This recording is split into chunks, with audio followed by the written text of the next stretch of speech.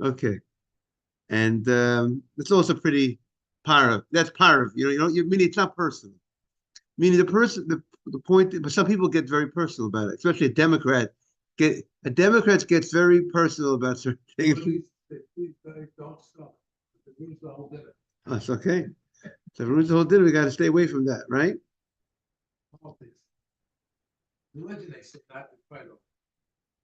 Right. You got to try to be on the same page. Okay. Okay. So we had a machlokas of Yochanan and Rish Lakish. We had an etrog. We welcome Adam. Adam is on the screen today so far.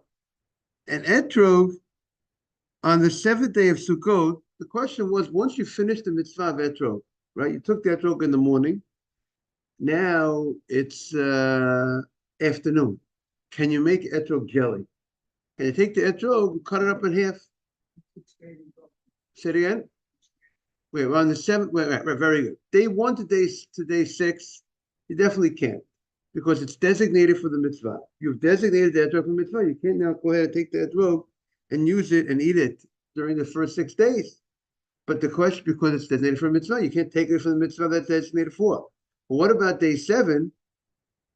After you went to the synagogue in the morning, Hoshana Rabbah, you did the etrog. Now you're finished. You don't plan on using it anymore because you already used it already. So you already used it. You fulfilled your mitzvah. You don't have any other mitzvah now to take the etrog. So now can I take the etrog and make etrog jelly? So that was the argument between Rabbi Yochanan and Rish Lakish.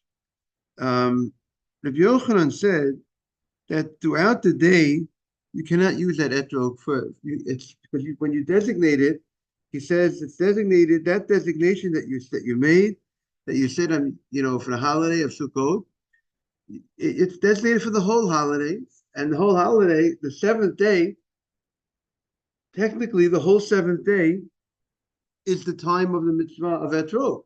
It happens to be you took the etrog in the morning, but it's still the holiday of Sukkot, and it's designated for the whole day. And since it's designated for the whole day, you can't eat the etrog on the 7th day at any time of the 7th day. However, Reish Lakish says that once the mitzvah, you fulfilled your mitzvah in the morning, it's not designated for the whole day. Now you can go ahead and make your etrog jelly, right? That's what we said. Some of the commentators explain. According to Yochanan, when the 7th day began, right before the 7th day came, you plan on taking the etrog in the morning of the 7th day, right? So that is so once part of the day we have a halacha by Shabbat. We have a halacha by Shabbat that when the beginning of Shabbat, if something is mukseh at the beginning of Shabbat, it's mukseh the whole Shabbat, right?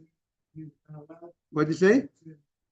Right, mukseh means it's designated for something. You were designated. So here it means it was designated for the mitzvah. It was a specific designation. So here when the beginning of the holiday came, it was designated for mitzvah. So now, once the beginning of the day comes, so now the whole extends to the whole day. Now the question is, why is it that? How do we explain that? So the way some of the commentators explain, the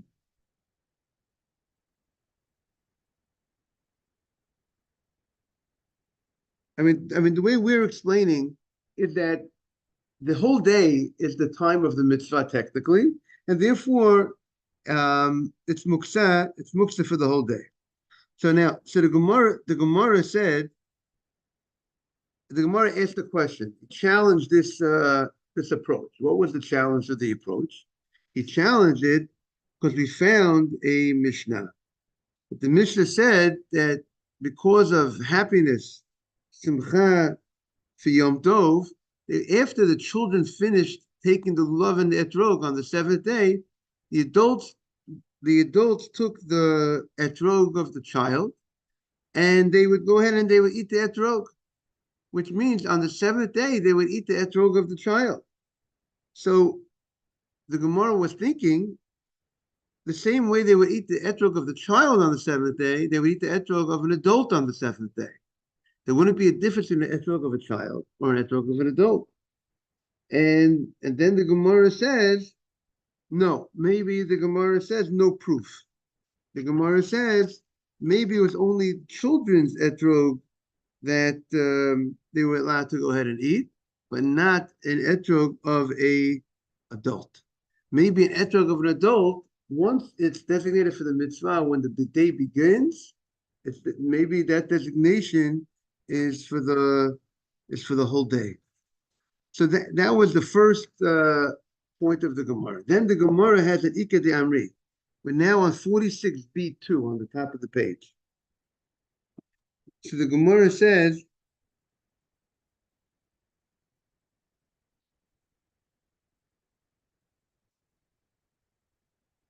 the following.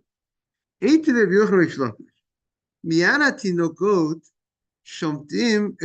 so we're saying from the children, they would take the etrog and the lulav from the children right after the children finished the mitzvah on the seventh day of Sukkot. So it's specific, and they would eat the etrog. Miyad zatinokot in gedolim lo.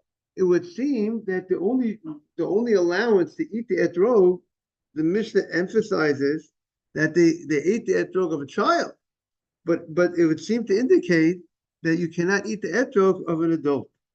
So that would be a support to Rabbi Yochanan. So the Gemara says, no proof. Hu hadin dafila gdolim. Really, maybe you could also eat the etrog of the gedolim. Hu hadin dafila gedolim. V'hai, meaning it's not only the child's etrog was able to be eaten. Good morning, Mark. Good morning, Rabbi. We're discussing here, it's a continuation of the Gemara that we learned on Friday. When something was designated, Simon, when something is designated, the question is regarding lulav, etrog, right, Simon? If you went ahead and the seventh day of the holiday, after I finished praying in the morning, can I already make my etrog jelly? What can I have to wait? Does the person have to wait to make the etrog jelly? That's the question here in the Gemara. And meanwhile, we're talking about in the Holy Land. We're in the Holy Land. Eighth day, there's only one day of Shmini Atzeret. There's no question that the seventh day is the seventh day of the holiday. But the question is, in the morning after I finished going ahead and finish my mitzvah, am I allowed to go ahead and make the etrog jelly, or do we say it's designated for the whole day of the mitzvah, and I can't make my etrog jelly throughout that whole day? I have to wait till the next day. That was the question. The Gemara wants to prove by the fact that it says in the Mishnah that they ate the etrog of the children. So the Gemara on the seventh day, which seems to indicate specifically the children, but not an adult etrog. You would not be able to eat etrog because it's still it's the day of the seventh day of the holiday. It's still even though you finished your mitzvah, but the whole day is the time of the mitzvah. The duration of the mitzvah is technically, if you would not have taken the etrog on the seventh day in the morning, you could have taken the etrog in the afternoon. So the mitzvah is technically the whole day, and therefore the designation applies to the whole day. That's one opinion. Okay, very good. So you want to know what? So the Gemara was thinking that maybe a child's etrog, because it's chinuch, it's a different type of level of obligation, because the obligation of a child is not the same obligation of an adult, even though it is an adult's mitzvah on etrog on the seventh day is a rabbinic mitzvah, right? Because day 2 to day 7 is only to remember what they did in the Mikdash. We're remembering the Mikdash, which is a rabbinic mitzvah. Training a child to do the mitzvah is also a rabbinic mitzvah. but it's like rabbinic on rabbinic in a certain sense, meaning a child is only obligated in general, is only obligated in mitzvot on a rabbinic level. A child is never obligated on a Torah level to perform. The Torah doesn't obligate a child. The Torah sometimes obligates a parent to teach a child Torah. That's a biblical mitzvah on the parent. But the child itself never has a biblical mitzvah on its own. And even the training of the child here there's certain things like teaching a child Torah is a biblical mitzvah. Training a child to perform a mitzvah, that's a rabbinic mitzvah. That's a rabbinic mitzvah. So it's a different level. See, when an adult does a mitzvah, an adult in general has opportunity to fulfill biblical mitzvot. He has obligations of biblical mitzvot. So now we gave an adult a rabbinic mitzvah. But a child never has an obligation to fulfill a mitzvah min Torah. 12 years old. He's 12 years old with all the laws, so he does not have an obligation. He does not have an obligation to put on tefillin. He doesn't have an obligation on a Torah level. He has a rabbinic. That 12-year-old child, the 12-year-old grandchild, has a rabbinic obligation. Maybe it's the parent's rabbinic obligation, but the child has to do it. Or some say maybe it's a child's obligation, but it's rabbinic. The whole obligation of a child, go ahead and take a lulav and etrog, even the first day of the holiday, which the first day of the holiday of Sukkot is a biblical obligation for every man over 13. The child's obligation, the first day of the holiday, is rabbinic. So the Gemara, so that's really what the Gemara is questioning. Would that make a difference, rabbinic obligation, in how long, and would we be more easily lenient to say that this rabbinic obligation, once he finished that, since he's a child, it's no longer designated for the mitzvah? Or do we say, just like the adult would be for the whole day, so to the child would be for the whole day, according to Rabbi Yochanan? See, Rabbi Yochanan could make a distinction. The Gemara is saying even though he says an adult's lulav will be forbidden the etrog will be forbidden the whole day, he might be lenient regarding a child's, because a child's still a different might want to call a level. He's like a rabbanon on a rabbanan type of level. Exactly. He's a different league. A different league, you could be more lenient. And that's what the Gemara is saying. Rabbi Yochanan wanted to prove Ralph by saying that the Mishnah says they ate the child's etrog, seems to indicate you cannot eat the adult's etrog. And then the Gemara says no. Who didn't, they could eat the adult's. Reish Lakish would say no, you can eat the adult's etrog as well. But why did you mention the child's etrog? Because that's the common thing. People would not grab from an adult in etrog after the adults finished the mitzvah, but it was common to grab from the child in honor of the Simchat Yom Tov, the happiness, the joy of the Yom Tov. The Papa says to Abaye, according to Rabbi Yochanan, Ma'ishna Sukkah, Ma'ishna Etrog. Why is it that Etrog on the 8th day, here we are, let's say, I believe in Eretz Yisrael, on the 8th day, the Etrog is permitted on the 8th day, right? The only question is, on day 7, in the afternoon, you already finish your mitzvah in the morning. Right after you finish the mitzvah, could you make the etrog jelly and eat the etrog right away? But you have to wait to the 8th day. Why is it that Sukkah, we say, you cannot use the wood of the Sukkah on day 8.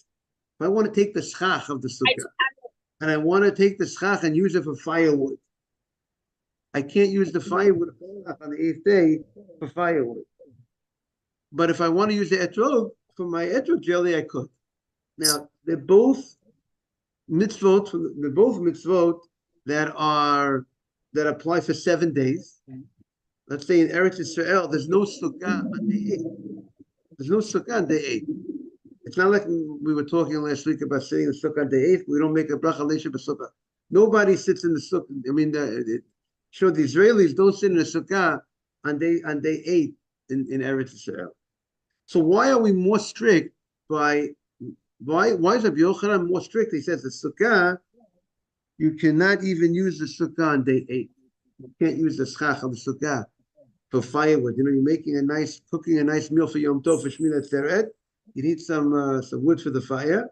You can't throw in some wood from the schach, but if you want to throw in the etrog, so to speak, you can throw in the etrog. I'm not saying it's so nice to throw the etrog into the fire, but if you want to use the etrog for etrog jelly, you could. Why is we more strict regarding the sukkah than the etrog? So that's the David. Is that clear? The question. So Amalei Sukkah.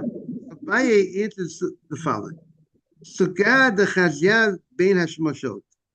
Sukkah is fit bein hashmashot, meaning to say, if the sunset, let's say you're day 7, today's day 7, and it's past Shkia, past sunset, and I'm hungry, and I want to. So a guest came over, and I want to go ahead and make a meal. I want to eat. I need to eat. Now, really, I need to eat. So if that happens,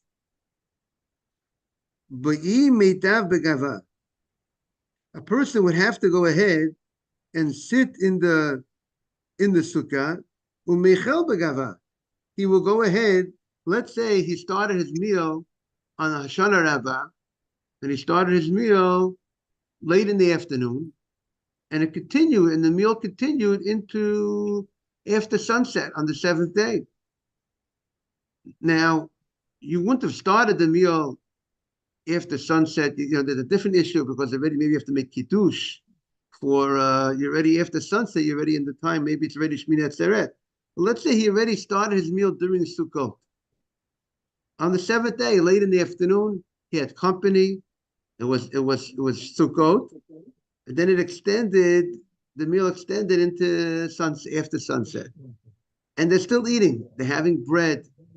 So now, what does he have to do? If he's eating the bread at that time, he has to eat it in the sukkah. He can't eat outside the sukkah after sunset because it's a safek d'oraita. It's a time that's a question whether you're obligated in the sukkah or not. And sukkah is a biblical mitzvah. So safek d'oraita, the chumrah, you have to be strict. You will have to eat it in the sukkah. So since I'm going to have to eat in the sukkah after sunset, so that means it became, when the day began, it's already being used for the mitzvah of sukkah. So since the day began, it's like you go to a hotel and they charge, but let's say it's something they charge by the day. You know, you're spending a certain amount of time. We're gonna have to charge you for the whole day. You'll be paying for the whole day. But sometimes when you go to and let's say you want to put your car in an area garage, right? So even if they might charge you for the whole day, even though sometimes some people have hourly rates, but some people say you're already here for a certain amount of time, but it's for the whole day. So see here the Gemara is saying that since the beginning of the day, you had the 8th day began, you were in the sukkah. So migui diskasoi ben hashmashot, since it was at that time, it already was designated for the mitzvah, the beginning of the 8th day. So something that's designated for the beginning of the day, the whole day, it's already we will say it's off limits the whole day. We don't say part of the day it's mukseh, part of the day it's not. Rabbi Yochanan would say once the beginning of the day came, the whole day it's off limits for personal use. Now, but etrog, once you fulfilled your obligation in the morning, there's no mitzvah anymore. Lo chazi, there's no mitzvah for ben hashmashot. Now there's no mitzvah ben hashmashot. Meaning, now how can we explain this Gemara? We could explain it in one of two ways. One way we could say, it's not, the mitzvah is gone. Meaning, in the morning, when you go ahead and you take your etrog in the morning. Today, no cap day. We should golf today. No caps yeah. today. Huh? Me either. So in the when you took your lulav on the seventh day, it's over. The mitzvah's over already. There's no mitzvah for you on the eighth day anymore. But it comes to Sukkah, when you sat in the Sukkah, when in the morning, you still have the mitzvah. The mitzvah is still continuous. So therefore, that's the difference between lulav etrog, that the mitzvah is over. So therefore, day 8 is permitted. But the Sukkah, the mitzvah is not over. So therefore, it will be for the whole day. Etrog lo chasi, l'bein hashmashot. So therefore, lo eskasai ben hashmashot and lo eskasai l'kol yom ha'shvi. Therefore, it's not forbidden the whole 8th day. Okay. V'Levi Amar. Levi says the following: Etrog afilu b'shmini asur. Etrog, even on the 8th day, he does not make a distinction between etrog and sukkah. He would say you cannot even eat the etrog on the 8th day. Now, what does he hold? I mean, let's say he holds technically. What happens if you did not take the etrog in the morning of the 7th day? You would have to take the etrog bein hashmashot late. I mean, you would take it. You take it out of bracha. So since you would take it out of bracha, I mean, see, maybe he would hold that you should take it out of bracha at that time. And even though you might say, 7th day running into the 8th day, sunset and Tzeit Kachavim, right? So technically, you might say it's a suffix d'Rabbanan l'kula, because really the whole mitzvah between day 2 and day 7 is rabbinic, to remember the mikdash. So technically, if it's after sunset, so the law of suffix d'Rabbanan l'kula will kick in and say that you should not have to go ahead and take it. But on the other hand, if I want to take it, I have a right to take it. I might be fulfilling a rabbinic mitzvah.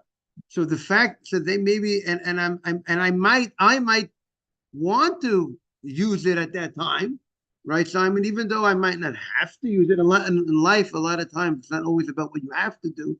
I'm happy to use it and designate it for the mitzvah for that time period that I might not be obligated to do it, but I might be accomplishing something, So, and it's not a question of bracha levatala. It's a question whether I have to take the lulav or I don't have to take the lulav. So maybe so therefore I might be happy to designate it for the mitzvah for that time as well. And once the beginning of the day it says for the mitzvah, we don't split the day. Okay, part of the day I could eat it, part of the day I can't. If I can't eat it, part of the day began, I wasn't able to eat it. Levi holds, which is the most stringent opinion, that even etrog, Levi says, even b'shmini is asur. Even on the 8th day, it's forbidden. Vavu the Shmuel Amar, and the father of Shmuel says, etrog b'shvi asur.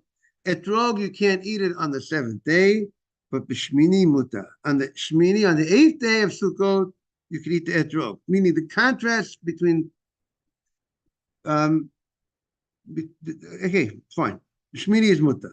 Come Avu the Shmuel. Avu the Shmuel changed his mind.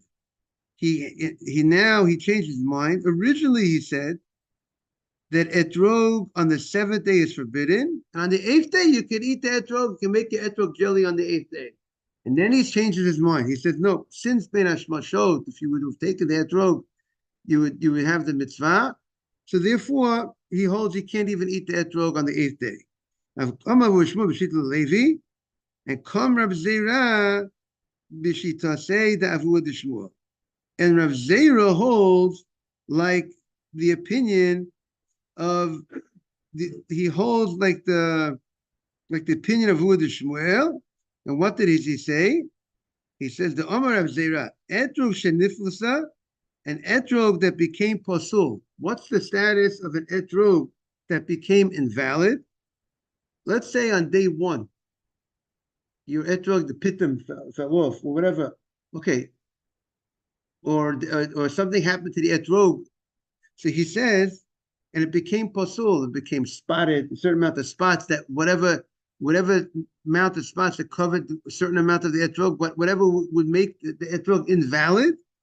If you're now you want to say, okay, I can't use the etrog anymore. You might be able to, if the pitum falls off, you might be able to use it the rest of the holiday. But day two, or maybe outside it, or maybe day outside of Israel, maybe day three, maybe that's it. But when it comes to, I still can't. Since I designated for the mitzvah, and when I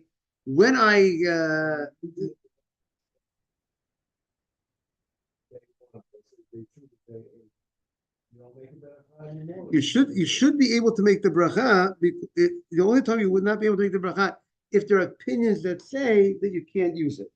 Meaning the only time we say you can't make a bracha, some people say no. There are that maybe breaking of the pitam is forbidden is invalid for the whole holiday.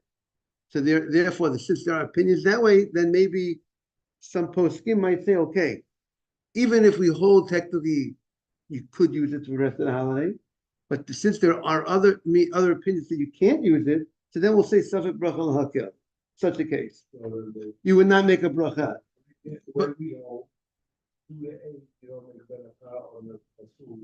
Again, now obviously you would avoid using such an etrog because you want to, if you have some other possibility, another etrog, because you want to avoid the morning to see you, because you want to avoid the issue, because you want to fulfill the mitzvah according to. But let's say the Sfardim hold, or let's say if that would be, we have to look up. Let's say that people would hold that if a pitum broke off, right? Those opinions that would say if a pitum broke off day one or day two, whatever, and now you can't use it day one or day two, maybe, but maybe you can use it the rest of the holiday. Would you say a bracha or not? Would depend on whether if there are other opinions that say you don't say a bracha. Therefore, we will because of that concern, we will go ahead and perhaps not say a bracha. So the Gemara says the following. Come Rav Zera, we're discussing now an etrog that became pasul on the holiday. So now it's an etrog. Originally, when the holiday began, I had in mind to use this etrog for 7 days. I didn't have in mind just for 3 days. But on the third day of the holiday, one year, something happened. The etrog became invalid. Can I go ahead and use this etrog now for etrog jelly on day 3? You hear the question? So the Gemara says, this opinion says, I definitely can't use it on day 3 to 4, 5, 6, 7, because I originally intended to go ahead and have it for 7 days. I originally intended it for 7 days. But on day 8, the Gemara says, also lachlo kol shiva. I cannot eat it for 7 days, but the 8th day I could eat it. Because there was a question in the Gemara, is an etrog forbidden for me to eat on the 8th day of the holiday? Does the designation of the mitzvah, since if after sunset of the 7th day, technically I would take the etrog, I have a right to take the etrog after sunset. I will not say a bracha after sunset, but I would have a right to take just like a person puts on a talit. I was at a wedding last night, so I wasn't so excited that the chatan made the bracha on the talit. It was already a little after sunset, so he should not have said the bracha on the talit, because you're already after sunset. You might not be, the opinions that say that there's no mitzvah of talit at night. How could you go say a bracha you're in that twilight zone. What? It might be a bracha levatala. So I don't know why he said the bracha. Nobody knows who it was. I'm not saying any lashon hara coming off. Maybe they didn't realize it. What did you say? It was 7:38, I think, and Shkia is like 7:33, 7:34, something like that. So that was a mistake. But yeah, shechianu you would say on the garment, because if the garment is a new garment and it's a very nice garment. I mean, if he's using someone else's talit, he would not say shechianu. And he also wants to say even what? Has to be new to say the shechianu. Say it again. But he's not supposed to say the bracha on the talit at that time. But yet, you know what he can have in mind? He can have in mind, if there is a mitzvah, at this time period, I want to fulfill the mitzvah. Because he can have in mind, it's after sunset. It might be the mitzvah, meaning the mitzvah of talit at that time is not a clear time. Do I have it? But he should have in mind, if I have a mitzvah, I want to fulfill the mitzvah. So there is a connection to the mitzvah after sunset. You don't need to say a bracha to make a connection. It still possibly is the mitzvah at this time. And maybe, therefore, when this time began, so this was Bein HaShmashot began, this is already after sunset, and it's already running into the next day. So the question would be, that's the same thing with the etrog. If he would take the etrog, if let's say a guy did not take etrog the whole day, day 7, and he finally gets an etrog at 7:38, he'll still, Mark is saying he won't say a bracha on the etrog, but what will he do? He will take the etrog. If the guy comes to the rabbi, the only etrog I'm getting is 7:38 p.m. after sunset. Take it, but don't say a bracha. Take it, shake it, but don't say a bracha. But right, Aaron? So therefore, being that's the case, so it's and now that's already, that twilight zone is already the twilight zone of it's between day 7 and day 8. So one opinion would say, okay, now that twilight zone which enters into the 8th day, you're already using it to be, so to speak, in the beginning of this possible day, you are already using the etrog. So therefore, the whole day, we're going to say, once the beginning of the day, you couldn't use it for personal use, so you could go ahead and or you want it for mitzvah. You're very happy to have it available for mitzvah at that time. So would we say, therefore, the whole day of the 8th day, it's also designated for the mitzvah? That is the question. So here he said, Rav Zera said, if an etrog became invalid to any time during the holiday, unexpectedly, of course, he says you can't use it for personal use any time during the 7-day holiday, but on day 8, he says you could use it.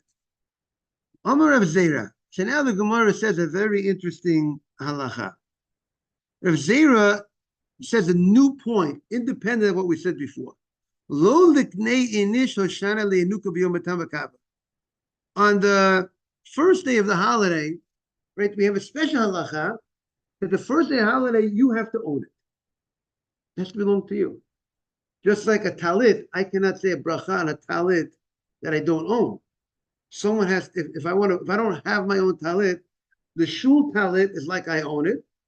It's not, and everyone has the right to use the shul talit. And if I want to borrow David's talit, David has to gift it to me for that duration of time that I'm using it, that it should be mine, and he can have a condition that I give it back to him, but I have to own the talit. There's no obligation on a talit that I don't own unless I have it for more than 30 days.